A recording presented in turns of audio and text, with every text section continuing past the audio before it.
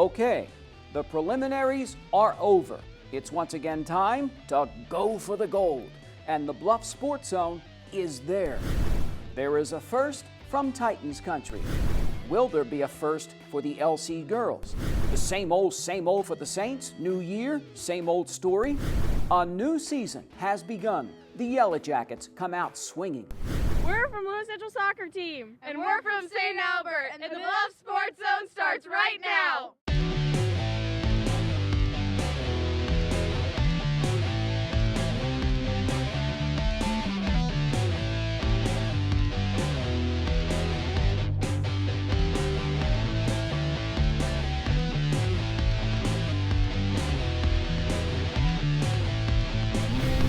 Hello, I'm J.J. Davis, and welcome to our latest edition of the Bluffs Sports Zone.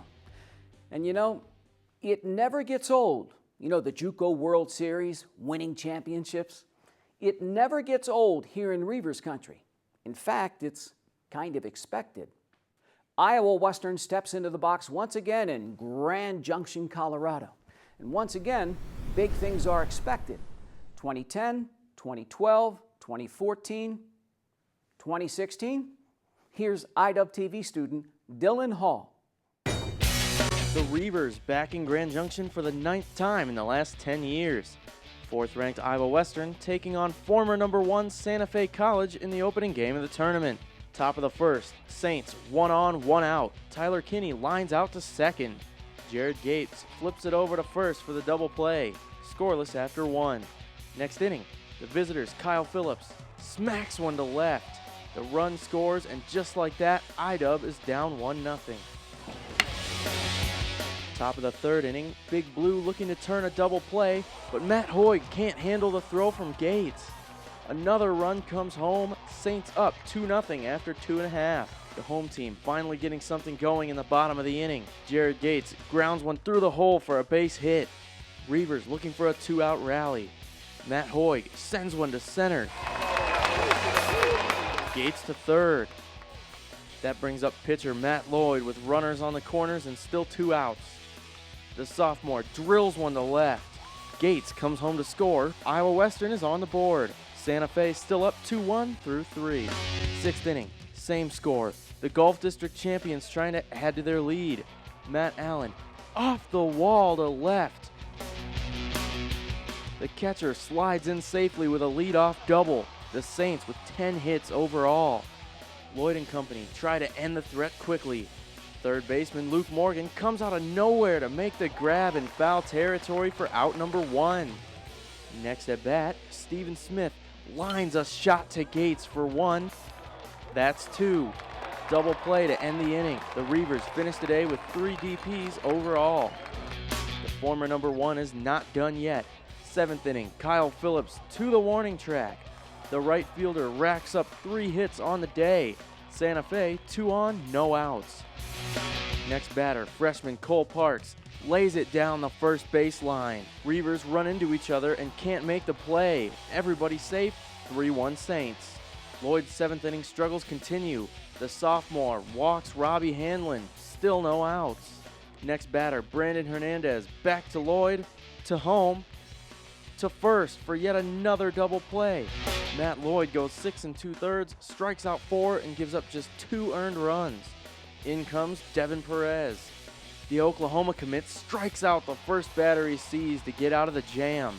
Santa Fe leads 3-1 after 7. Iowa Western, one final chance in the bottom of the 9th.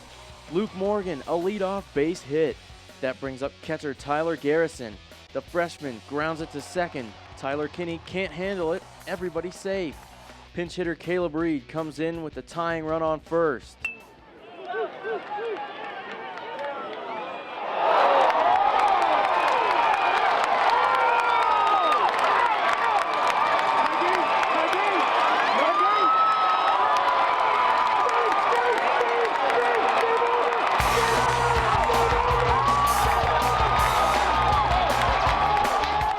A stunning finish. 1 bunt and 2 errors later, the Reavers walk off with a stunning 4-3 win. Were we frustrated with ourselves? Yeah, because that pitcher's really good, and we kept just hitting ground balls, and they were making plays. But that's why you just keep playing. And it's happened to me. I've been on the other side of that. And fortunately today, we ended up on the winning side. We've been hugely fortunate about how much we've won and the people that I can have talk to these guys, other guys that have a ring and say, listen, it didn't change my life, but it was great memories. So we try to take the pressure off these guys, and they just want to play, and they can't think that this is going to be the all, you know, but it's a great time, and you're going to take it for your next 50 years, but right now you need to keep playing because that stuff can happen. Iowa Western gets a day off to catch its breath. The Reavers next go to bat against top-ranked Chattahoochee Valley on Memorial Day night. For the Bluff Sports Zone, I'm Dylan Hall.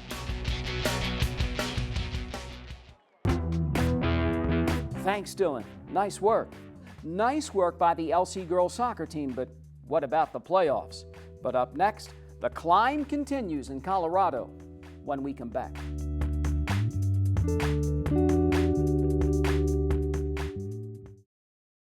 At Council Plus Savings Bank, you still get personalized customer service.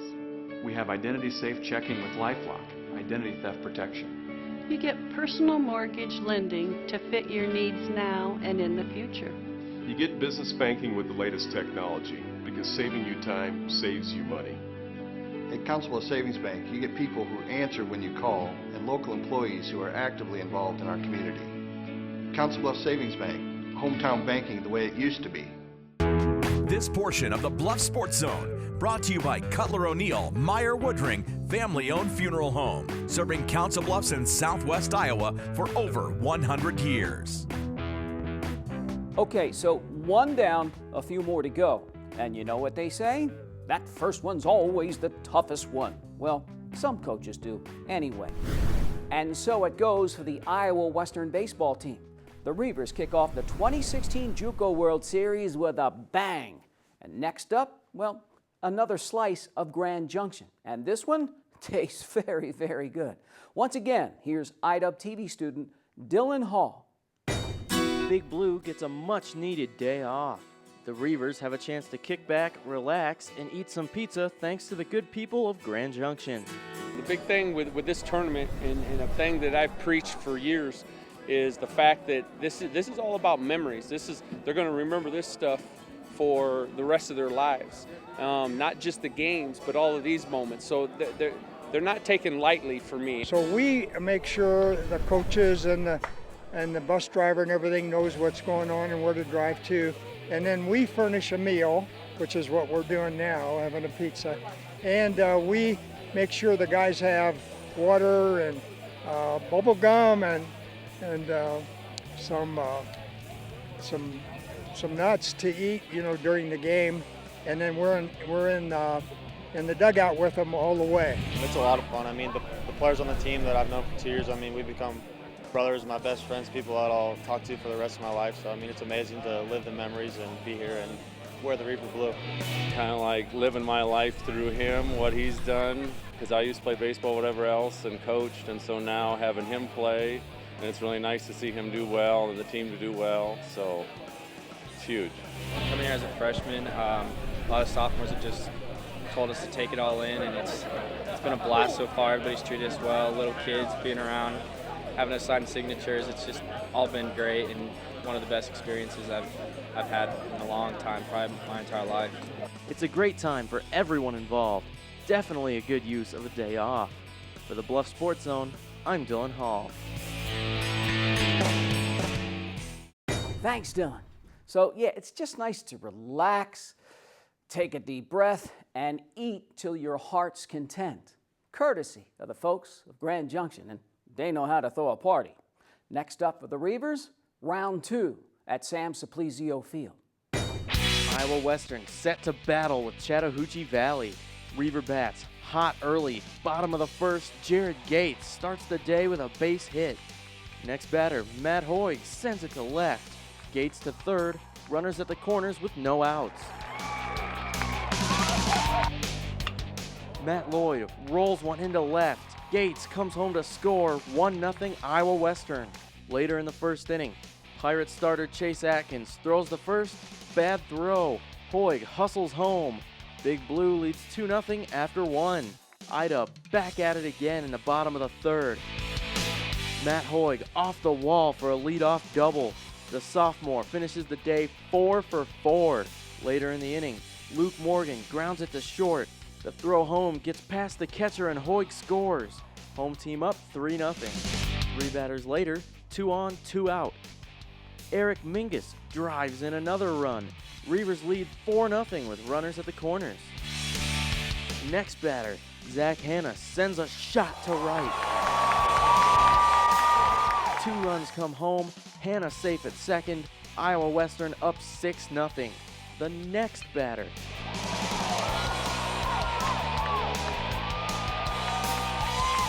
Nick Menken drives in another run and gets all the way to third for the RBI triple.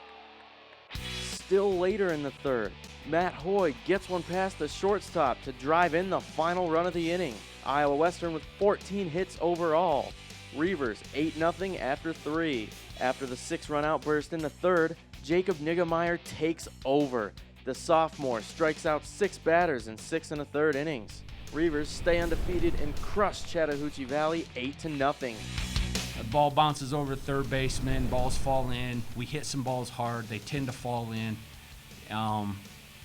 It makes it hard on the other team. It makes it hard on any team when now all of a sudden you're chasing bigger numbers on the scoreboard. And hitting-wise, it makes it harder. So you take advantage of that.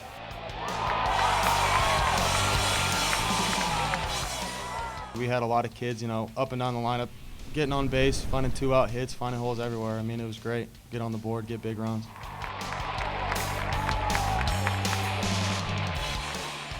I just trusted in my pitches. I was a little wild in the beginning, but as Coach said, I just had to live each moment, pitch by pitch, and take deep breaths, got in a little bit of routine. Defense did a great job behind me to help me out today, and the offense made it comfortable to pitch out there. After grinding out a win in Game 1, a much different story in Game 2 as the Reavers' bats explode to an 8-0 win. Next up, they take on the winner of Sanjak and Cisco after a day off.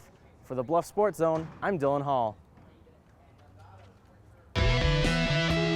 Thanks again, Dylan. Now the rest of the story from the JUCO World Series on our next show.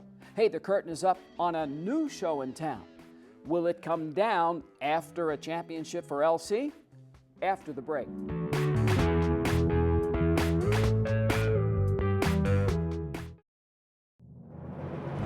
For more than a quarter century, thousands of Southwest Iowa athletes have relied on this team, Jenny Ed SportsMed. Their sole focus is to prevent, diagnose, and treat your sports injury. They even partner with the surgeons at Ortho West, ensuring you get your own exclusive roadmap back to action. Methodist Jenny Ed SportsMed invites all Southwest Iowa athletes to its free walk-in clinic, open every Saturday morning, August through October. Jenny Ed SportsMed. Your future is here at CBTV. You're in the game. You take the shots. It's your story. The Media Studies program at Iowa Western. Real reality TV starring you. For more information, go to iwcc.edu. The second season, always a new beginning, especially for those in need of a fresh start. Of course, I'm talking about some Yellow Jackets and Titans. Now, the Lewis Central boys soccer team hasn't won a playoff game since 2007. And TJ, well, not quite that long, but the usual throw it all out the window when these two hook up. Here's IWTV student Brandon Taverdi. Rain, go away. Hey, we got some playoff soccer to play. It's LC versus TJ. First half, 12th minute, Luke Ciancian-Cuso has an open field in front of him with the cross to Antonio Ramos. Gets the goal. The sophomore puts the Titans ahead 1-0. 29th minute, Camden Burgett speeding his way down the field. The junior scores! LC up 2-0. Just 28 seconds later, TJ is trying to rain on Lewis Central's parade. After earning a hat trick last game, Ismael Camacho from 25 yards out. The Yellow Jackets cut the lead in half. The Titans looking to deliver another goal. Late in the half, Antonio Ramos has more open field than an airplane on a runway from 30 yards out. the sophomore's 5th goal of the season. Get it? Airplane? Flying? Oh, never mind. Second half, Thomas Jefferson trying to come back, but Camacho wide left.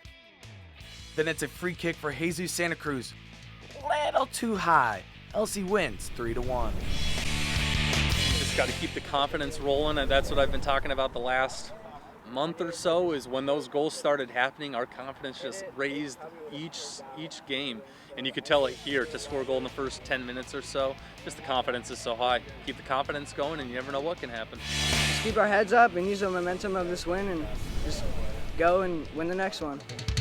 You know, I thought they came out, they fought hard the entire game, and, you know, unfortunately they capitalized on their opportunities and we didn't, you know, so it's off to a new season. What will you remember most about this team, your teammates, and your coaches? Just bonding and playing with every single teammate that's come in and out of this team, and it's just really fun to meet new friends and grow with them. Lewis Central wins its first postseason match in 9 years. For the Bluffs Sports Zone, I'm Brandon Taverdi. Thanks, Brandon. Good for LC and Coach Gilden and the guys. Now, that feel-good story, short-lived. Lewis Central then gets shut out at West Des Moines Valley 4-0. So the Titans are done. Lewis Central finishes the season at 8-10. TJ, a disappointing 6-12. And AL, even worse, 4-13. And last year's state Final Four team St. Albert loses to Tri-Center 1-0 in a Class 1A Sub-State 8 semifinal. So the Falcons are finished. St. Albert will not get a chance to play for state for only the second time in the last 16 years. And now to the ladies. Lewis Central racks up its 4th straight Hawk 10 title. And if you follow LC, then you're not surprised. This is the best girls soccer team I've seen in a while. So it's about time that these Titans fulfill their potential. And for some of these girls, this is it. State Tournament 2013. Lewis Central takes a shot at Pleasant Valley, loses 2-0. State Tournament 2014. The Titans so close, but so far. North Scott blanks LC 5-0. 2015, Lewis Central easily outscores Sergeant Bluff Luton in the regional semi, but the Titans stunned by Spencer in the regional final. So here we are, 2016. The second-ranked Lewis Central juggernaut here on the attack heads into the second season once again with high hopes. This is one of the better teams we've had. They fight for each other, they work hard for each other, they get along well off the field. When we have team dinners, there's pretty much the whole team's there, and this is a special group. A special group led by 2 Division I studs. Senior Ali Demiturco leads the way with 20 goals. Now the UNI recruit shares the spotlight with future Missouri State goal scorer and best buddy, Kaylee Putnam. I think that falling short every single year, and last year not even making it to state, I think that we have a lot more determination and drive than we did in the past. And I think that we're all just hungry to go to state and win.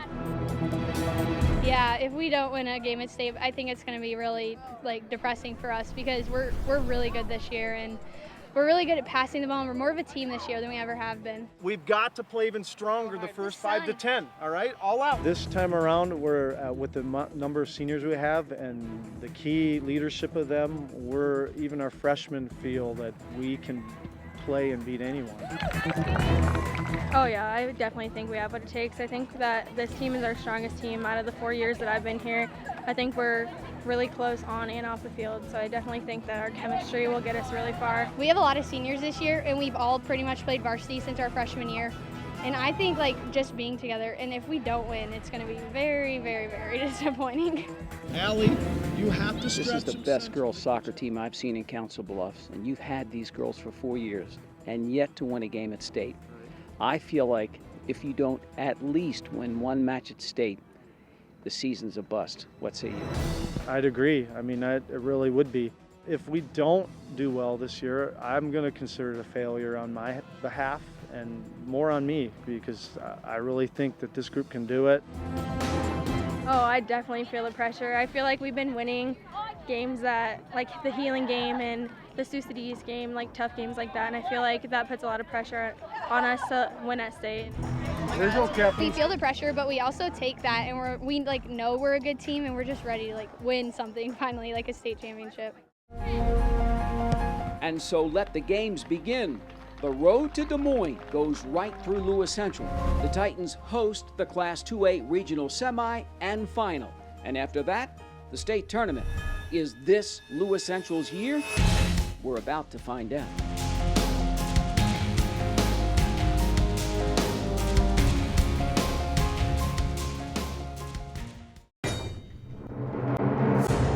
St. Albert heads into the second season with a first-year head coach. Now, what will it take for Chris Hughes and the Saints to make it back to state for the 8th time? Oh, I think a lot of it's just, honestly, I think a lot of it's getting healthy to start off.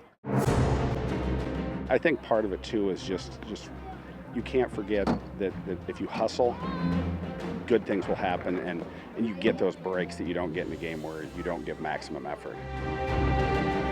We're playing all new teams this year around regionals, and so I think like our experience in the past will help us. Do you sense, though, that these girls bring with them the confidence and, for lack of a better word, swag that other St. Albert teams have had, where they're sitting back waiting for something to happen? Ask me that June 6th when we're going to state. It's the 4th smallest soccer program in the state, but that hasn't stopped St. Albert. The Saints live for the postseason. 7 state tournament appearances and counting.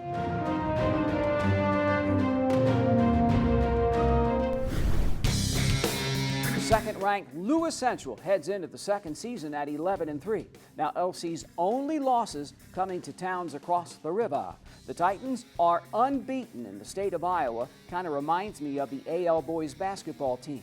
8th-ranked St. Albert kicks off a new beginning at 11-7. TJ 7-9. AL 9-7. Now, the Yellow Jackets and Lady Lynx duke it out in the second round of the playoffs. That match and more on our next show.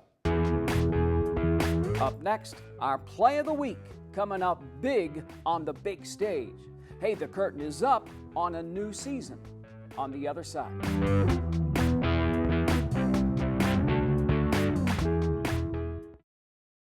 Okay, it's decision time.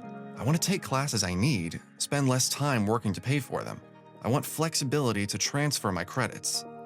I want to get started now.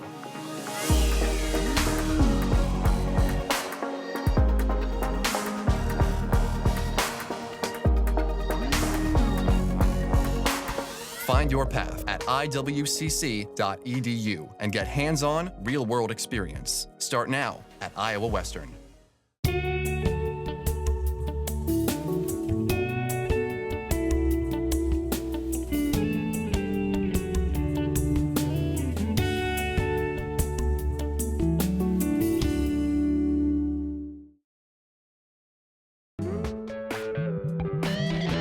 Remember 2 years ago? The Thomas Jefferson baseball team made some noise in the playoffs, and last year, not so much. The Yellow Jackets finished 8-27. Defense? What defense? The Jackets committed 3 errors per, and that's not going to win you many games. In TJ's case, it didn't. Thomas Jefferson steps in for another season against Glenwood. Top of the first inning, starting pitcher John Koldberg with the wild pitch. Andrew Slaughter, who reached on an error, scores. But the home team gets it back in the second. Second and third, Ethan Evers lays one down. Run tears in, out at first, tie game. The visitors come swinging back in the third inning. Cole Laufenbein right down the line. The go-ahead run comes around. The Rams back on top 2-1. Plenty to talk about. The Yellow Jackets commit 5 errors and more. Later, that same inning, passed ball. Another trots in, and it's 3-1. And then, in the fourth, error on the throw. 4-1 Glenwood. Now TJ just 3 hits overall. The Rams a 4-6-3 double play. Top of the 7th inning, and yet another gets by, and another comes in. Maverick Decker then goes the other way. The Rams 10 hits overall, 6-1 Glenwood. Let's go 7. Let's go 7 right here. Wait, 6. Can't wait, 6. Bottom of the 7th, Ethan Evers smokes one to left. Can't make the play. Thomas Jefferson loads the bases with just one out. But Ryan Steinspring strikes out swinging, and so does Jacob Jones to end it. Rams KO the Jackets 6-1. We've got to play better defense. That's what we struggled with last year. Our pitchers actually pitched the ball pretty well today. We got a lot of ground balls and we didn't make plays. The scoreboard only shows 5 errors, but like I just told my team, we really made probably 10 to 12 defensive mistakes, and that's what cost us. Right now, we've got a lot of good individuals, and we just actually talked about that too. We need to become a we team instead of a me team, and until that happens, we're going to have some nights where we struggle a little bit. I think we got a young group of guys that we're hungry enough. We just got to go out and do it, because we didn't play to our full potential tonight. We just didn't. We could have played so much better. We got a lot of young guys who were hungry last year to make the team, and they're getting their chance this year, and they're going to want to prove themselves. Well, of course, as always, the playoffs, but realistically, 15 wins? 15 would be a great season. We won 7-8 last year. I'm hoping to win 10 this year. 10 to 15 wins would be a good season for us. And so another season's underway for TJ. Another year where hope springs eternal. Now, here's hoping the Yellow Jackets can turn a corner.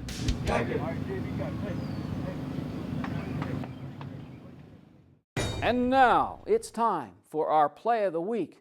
Definitely worth another look. Brought to you by Buena-Vista University. Game 1 of the JUCO World Series. Santa Fe leads Iowa Western 3-1.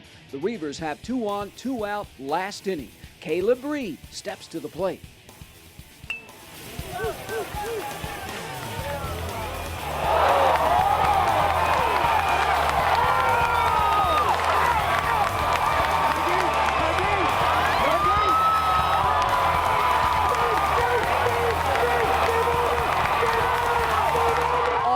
Unbelievable. 1 bunt, 2 errors, and 3 runs later, the Reavers walk off with a stunning 4-3 comeback win. Caleb Reed and the bunt heard round Council Bluffs with our Play of the Week. The Play of the Week is brought to you by Buena-Vista University. Call 712-749-1990 to register today. And so everything is ratcheted up this time of year. The playoffs underway for one season while another is just getting underway.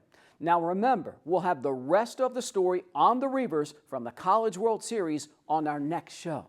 And so, for this latest edition of the Bluff Sports Zone, I'm J.J. Davis, and as always, I'll see you around.